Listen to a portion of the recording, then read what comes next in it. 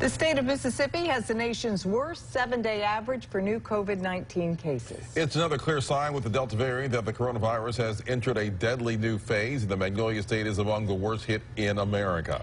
There were 4,807 new cases reported as of late yesterday. And according to the state health department, that brings us above 400,000 Mississippians infected by COVID-19. 1 in 8 of us has been infected since the pandemic began. 21 more Mississippians have died. Outbreaks at long-term care facilities has risen to 180. If your numbers don't sum it up for you, perhaps this photo will. This is a Children's of Mississippi image of little Avery Mitchell. He is one of at least 8 kids currently in the ICU with COVID. 5 of them are under 12 years of age and too young to be vaccinated. Children's Parent Hospital, UMMC, reports at least 28 children with confirmed or suspected cases of COVID-19. That is the highest number of pediatric COVID-19 patients there since the beginning of the pandemic. You saw it earlier tonight. Governor Tate Reeves in a sometimes heated discussion with the media as he updated the state's response to the COVID Delta surge. 12 News' Anna Farish was there asking the governor some tough questions.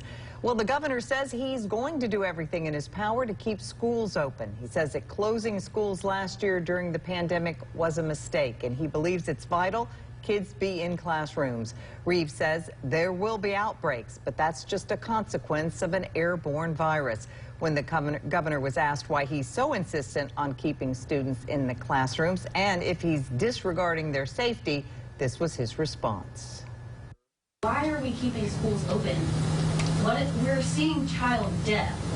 What is the reason that you want to keep schools open so badly? The reason I want to keep schools open so badly is because when you look at what happened in other states last year, when you look at what happened in other states that shut down their schools, what I would submit to you is that while there are certainly risks with schools being open, there are also risks with schools not being open. For some individuals, those that are the higher achievers, you know, they're probably going to be okay. They're probably going to be able to overcome that. But for those who are going to struggle to make it anyway, if they spend an entire year out of the classroom, they are never going to make up their loss of academic progress. Never. And it's going to haunt them for the rest of their life. It breaks my heart every time there's a negative outcome. I hate it when kids test positive for COVID. I hate the fact that we have several thousand kids that have tested positive within the last couple of weeks. But this notion of if these kids were in the classroom or that every one of these kids that contracted COVID got it in the classroom is just not accurate. And I'm not, as governor, going to tell every single school and every single school district exactly what they can and what they cannot do to try to keep their kids safe. But I will say that keeping kids in the classroom is exceptionally important for their long-term academic growth and also for their long-term success in life. And the states who chose to keep kids out of school for a year and now are trying to decide for them not to go back, in my opinion, are making a huge mistake. And 12 News' Anna Farish also followed up with the governor about his comments last week, quote, if kids get COVID, it's just the sniffles, end quote. 1 day later, 13-year-old Michaela Robinson, an 8th grader from Smith County, died from COVID complications. Struggling to recall her name, Governor Reeves says it was an unfortunate tragedy.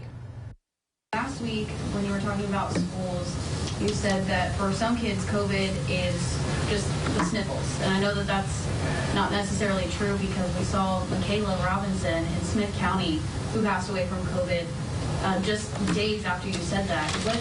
What do you have to say to grieving students or parents, people who are now scared? You just said a minute ago that that's the consequences of an airborne virus. Yeah, with respect to the young kid in Smith County, let's just be perfectly honest. Every single death in this pandemic is hard to take. It's hard to deal with, and this particular one with a young lady that has her entire life before her.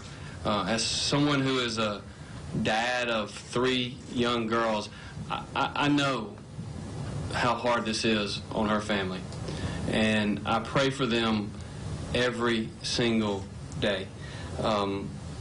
It's hard for me to even fathom what they are going through.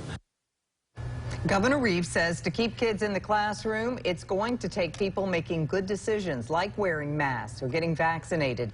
But he says ultimately it's a person's right to choose whether or not to do those things.